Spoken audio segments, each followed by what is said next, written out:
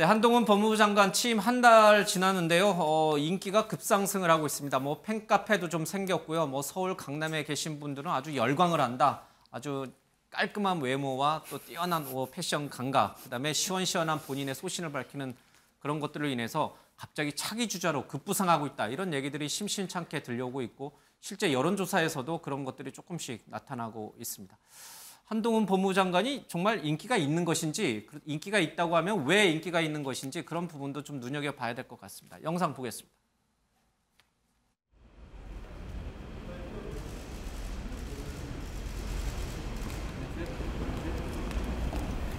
예, 안녕하세요. 예, 취임 한 달 되셨는데 소회 한번 여쭤보겠습니다. 아직 한 달 안 되지 않았는데 지금은 제가 소회를 말할 단계가 아니고 일을 열심히 할 단계라고 생각합니다. 저나 저희 법무부는 할 일을 열심히 잘 하고 싶은 생각입니다. 한마디로 잘하고 싶은 생각입니다. 네, 지켜봐 주십시오. 그 시행령이나 시행 규칙에 대해서 국회 통제권 강화하는 입법 움직임이 있는데 이에 대해서 장관님 생각 여쭤보고 싶습니다. 지난 정부에도 시행령을 통해서 중요 정부의 정책이 추진됐었고 지난 정부는 그것을 더욱 적극 장려했었습니다. 구글링만 해봐도 아실 텐데요. 국회와 그 행정부는 한국분리 원칙에 따라서 각자 할 일을 하면 되는 거라고 생각합니다. 한국방송 법무부가 공동 주최하고 수용자의 교정 교과에 헌신해 주시는 가와 인권 보장이라는 국민의 이 축하의 말씀드립니다. 큰 박수로 700만 원이 씌워지고 있습니다. 대구지역회 교정 참여 인사 법무 행정을 담당할 최적임자라고 저는 판단했고 절대 파격 인사는 아니라고 생각합니다. 제가 지금 거의 50이 됐고 그리고 공직 생활에서 이 분야에서만 20년 넘게 근무를 했습니다. 나이나 경력 때문에 장관직을 수행하지 못할 만한 나라는 아니라고 생각하고요.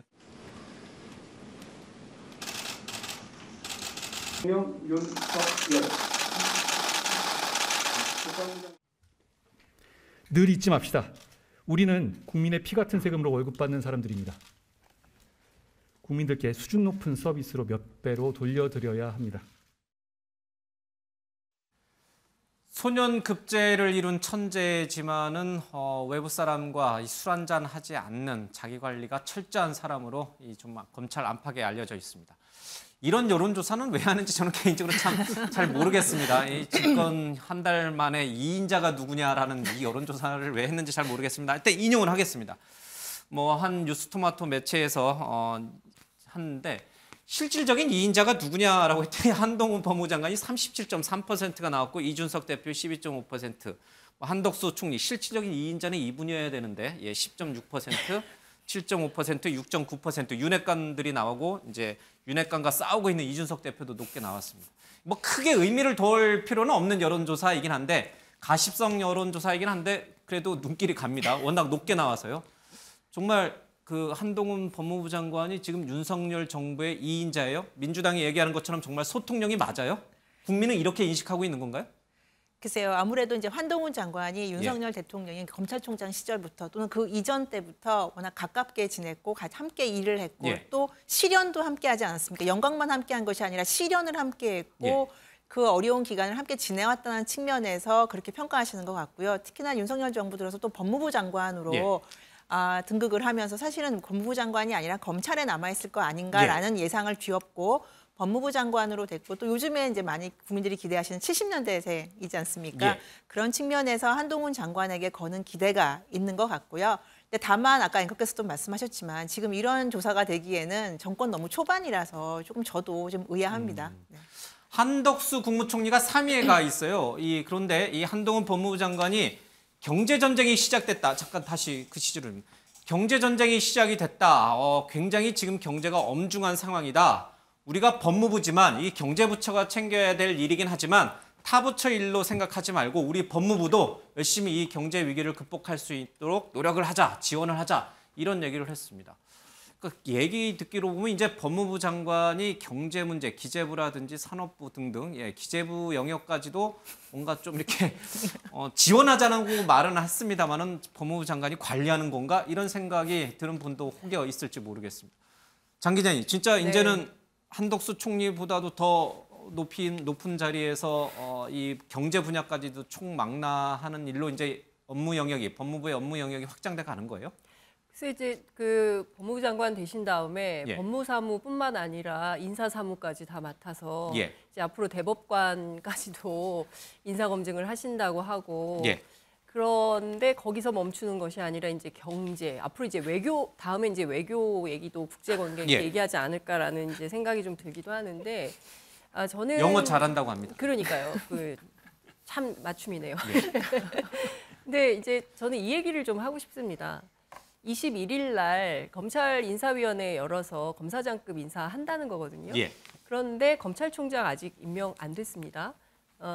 그런데 인사는 하는 거예요.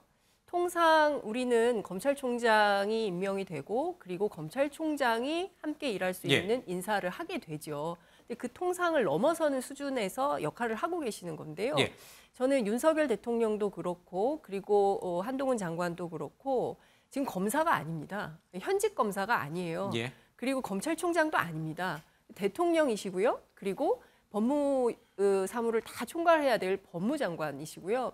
사실 우리 법무행정 가운데 인권 문제나 뭐 여러 가지 이슈들이 많이 있습니다. 이민 문제도 있고. 네, 이민 문제도 있고 물론 이제 그런 거 앞으로 하시겠다고 했는데 이제 그런 이슈들을 꼼꼼하게 챙겨야 이제 자기 분야에서 자기 역할을 해야 되는데 실제 아직도 검사들이라고 생각하시나라는 생각이 들 정도로 인사며 수사며 이런 얘기를 직접 지시하는 상황이 되는 것이죠. 아마도 이 방송 보시면서 아직 검찰총장이 누구지? 막 이렇게 찾아보시는 분들도 계실 것 같은데 예. 저는 이런 부분은 이제 속도를 늦추고 본인들이 직접 다 하는 방식으로 하다 보니까 실제 언론에서 무슨 얘기가 나오냐면요. 대검 용산 분실 얘기가 나옵니다. 굉장히 심각한 얘기거든요. 예. 이런 국민들로부터 이런 시선을 받게 된다면 지금 이제 한 달밖에 한 40일 정도 됐나요? 앞으로 갈 길이 먼데 이분들이 정말 지금 해야 되는 것은 통합의 정치, 화합의 정치, 예. 그리고 우리 국민들이 지금 경제와 관련해서도 굉장히 많은 이슈들이 있는데 그 문제 민생 현안 같은 걸 챙겨줘야 되잖아요. 근데 그런 것들이 아닌 그러니까 자꾸 이렇게 주목받는 이슈를 만들게 되는 것은 결코 정부에게 좋지 않다, 부담이 될 수 있다 이런 말씀 좀 드리고 싶습니다. 참고로 지금 대검 검찰총장은 공석입니다. 예. 대검 차장이 하고 있습니다. 한동훈 장관이나 윤석열 대통령이 절대 검찰총장 아닙니다. 저는 윤희석 대변인께 솔직히 여쭤보고 싶습니다. 앞서 잠깐 대선 차기 지지도도 나왔습니다만은 지금 한동훈 장관이 15%까지 치고 올라왔어요. 일부 여론조사에서. 자, 국민의힘 내부의 입장에서 봤을 때 그게 어때요? 좀 달갑습니까? 달갑지 않습니까? 자꾸 법무장관이 경제 얘기하는 게 듣기 기분 좋습니까? 좋지 않습니까?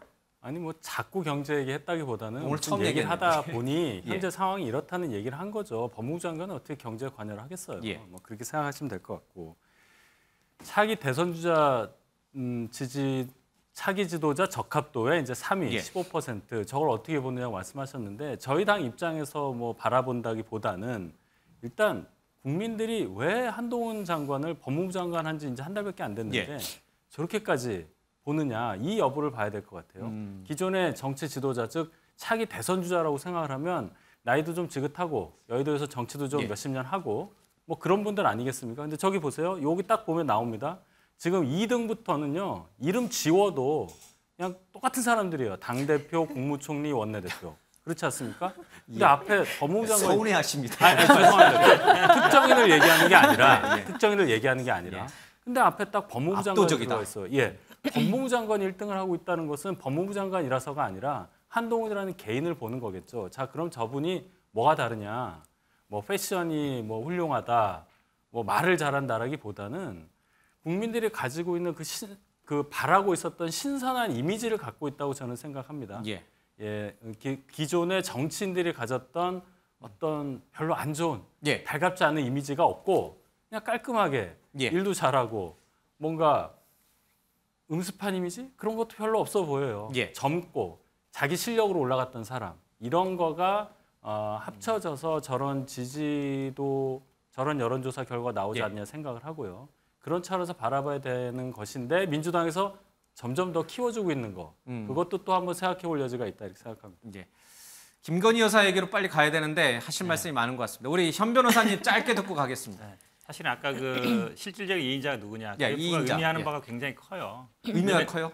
왜냐면 제가 네 분 다 합쳐보니까 비슷해요. 네 분 합친 거랑.